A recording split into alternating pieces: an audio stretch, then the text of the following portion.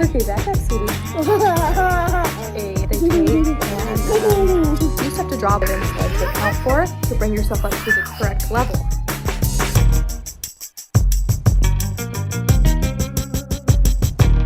Hello. So never a dull moment over here, especially since there's 3 of us to look at.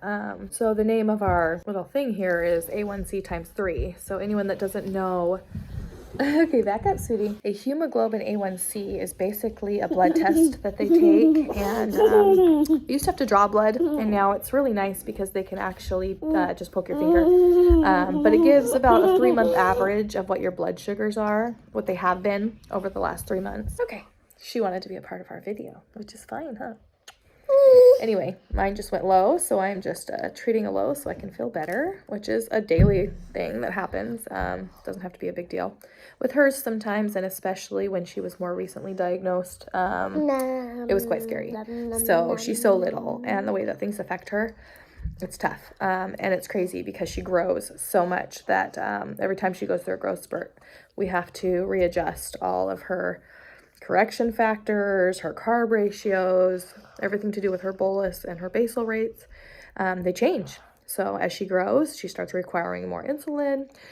Even the amount of uncovered carbs that we have to give her has changed over time. And it just kind of depends on what's going on with her. And we have to my husband's amazing with looking at graphs and charts and reevaluating and saying, okay, I'm seeing a trend every day at around 9 a.m. or after breakfast, and so then we go, okay, she might need more just for breakfast, and we can make those adjustments.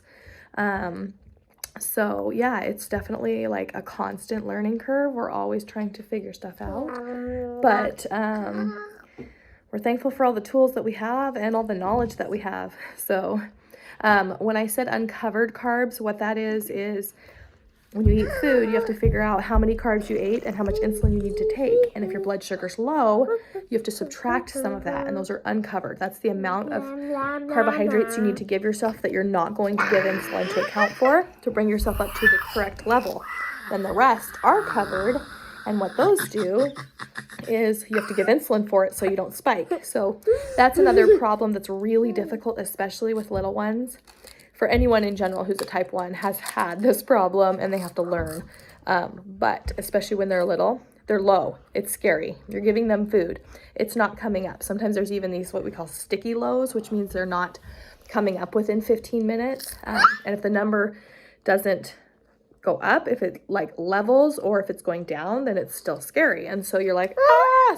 So then you're worried about it when they're dropping, and and as a mom and or as parents, when your child's diagnosed and you get them home and you're still like frantic and emotional and sleep deprived and trying to figure all this out, and then they're low, it's scary. And so you go, okay, I'm gonna give them more food. They're not coming up. But it's hard because you have to give it time. So I'm so thankful for a continuous glucose monitor. We use the Dexcom, and then we use the Follow app. So I have the Follow app on my phone, and I can see mine, my husband's, and my daughter's. And then I have my Dexcom that shows just mine. And then my husband can see all 3 of ours. And then we have her phone that has just hers. So within all that, we each have our Dexcom, and then we have the Follow app so that we can see each other. And so that alarms will go off if we're going low or if there's a concern and maybe we're unable to address it if we dropped too quickly or something happened. And there's sometimes it's completely wrong, and we do a finger poke and we go, no, I'm okay. So, and they're not perfect, technology is not perfect, but we're still thankful for it. But so then what you have to do after you've given them food and then you get worried and give them more, you have to take a look at all of that and say, how many carbs did I give her in total? Let's say I gave her those fruit snacks, and those were 19 carbs, and I gave her that juice box, and that was 15, and you have to add it all up. But so let's say I gave her 20 carbs, but she only needs 8 that are uncovered. That means that I need to do 12 covered, which means 12 carbs worth of insulin, or 12 carbs, whatever that converts to for her basal rate or her bolus rate, in order to give her the insulin to account for that so she doesn't rise too high. Because if you just give it to them and you go, okay, good, they're coming up, then all of a sudden it's going to be like, boom, 2 arrows up, and you're going to be like 140, 190, 220, 250. And then they end up going from plummeting to spiking up high, and it's like a yo-yo, and it's so hard and it's exhausting, and it's hard on their little bodies too. So for people that don't live with it and they just have a child with it, one thing that I can say is that it's tough on you. As far as the symptoms and how you feel, everybody is a little bit different. But for me, the way that I can explain it, when I go low, a lot of times I might look pale or faint. My speech slows down a lot. I get a very just tired, kind of subdued look. And then if it gets to where I'm getting a lot lower, it will actually surface, and I'll like start to feel shaky if I try to like get up or like pick something up. And at that point, it feels like I'm having an earthquake inside of my body. So to try to stand up and move around is really terrifying. So especially when I was little, that was really, really a scary thing. There was times my legs felt like jello and like they were just going to turn to goop, and I didn't understand why I felt the way I did. Like, why is my body doing this? But with my daughter, I have noticed different signs. And I do love that she can already like tell how she feels, because some people say they can't really, they don't have symptoms or know, they might just go low. So we are blessed to kind of be able to gauge that the best that we can, especially with her being so young. But when she was recently diagnosed, I noticed she would come up to me and sometimes she would just rub her tummy in like a circular motion or say, I'm hungry.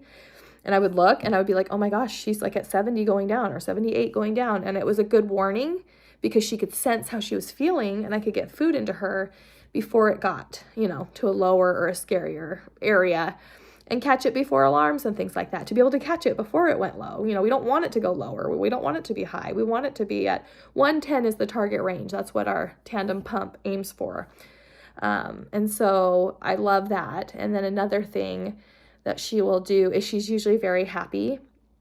And if she's playing, if we have friends over, or maybe if we had gone to the library, or if we were doing something, all of a sudden if I hear like a high-pitched cry, or I can tell she's distraught, the majority of the time it's because she's going low. So at home, right after it happened, I noticed sometimes she would run over to the couch and she would put her face in the pillow and she would just scream or even kick her legs. And I'm like, what is this? Where is this coming from? Is this just a tantrum? But I realized there was a correlation, and it was happening when her blood sugar was going low. So I realized the reason that Ellery was doing that on the couch, I'd go over and I would touch her and her heart was just pounding. I mean, it was like she had just ran a marathon. And I'm like, I know exactly how she's feeling because I felt that before. And she's so teeny, and she's just recently diagnosed, and she has all of these emotions and all of these changes going through inside of her little body due to her pancreas deciding not to work. And she doesn't even know how to cope with it. So all she knows how to do is cry, because it's like this panicky feeling. It's like this anxiety that you've just never felt before. And so it's hard. It's really hard for parents, because there's a fine line between, I have a toddler and toddlers act the way they're going to act. And then I have the diabetes that's causing her to act a certain way. And so it's hard. Most people, when they're high, they're a little bit feisty or kind of mean or just not in a good mood, really. So the way that I describe being high, the best way I can think is sometimes I feel like sandbags. I feel heavy all over. Even my eyelids, like everything just feels pulled down and heavy, like you don't want to move or do anything. Sometimes you almost ache, or you feel nauseous, like you're going to throw up, and you just feel like icky as can be. Kind of feels like you have the flu or something. So, and it can take hours and hours to get it down. And your body can develop ketones, and you require a lot more insulin than you normally would. So a regular correction might not do it. You have to keep giving yourself more insulin to get it down, but not too much, because you don't want to do that up and down like I was talking about. It's called a Somogy. So that's really difficult. And then by the time you finally get it leveled, sometimes it takes 4 or 5 hours, or it'll take all day. You're exhausted. You feel, your body feels like it's been hit by a semi, and you need like an entire extra day just to recover. It's hard. So yeah. And it's one of those things that unless you live with it yourself, you can't ever understand. I can do my best to try to explain it. Like when my husband and I were dating and I first got married, I would try to tell him, if he asked like what it felt like, but there's just no way to like know what it actually feels like. And then he got it, and so now unfortunately he knows, which I never would have wanted that for him, but we do get each other in a way that other people never could, because we both understand. But we also feel things differently. There's no like one shoe fits all either. Like, this disease is different for everybody. So, but there's always, you know, tips and tricks, and, you know, and I think I said this before, but I want people to maybe learn from the mistakes that we made so that they can hear this. And then if something ever creeps up or something ever starts happening, they can go, oh my gosh, I watched that video and this is what happened with her. I'm not going to do that because I don't want to have the same experience that she had. I know that I can do this instead. Or, you know, I just feel it's all about trying to be able to help people and make life as good as we can make it. We want to be able to thrive and be happy and enjoy life and not let this pull us down. So that's all for now.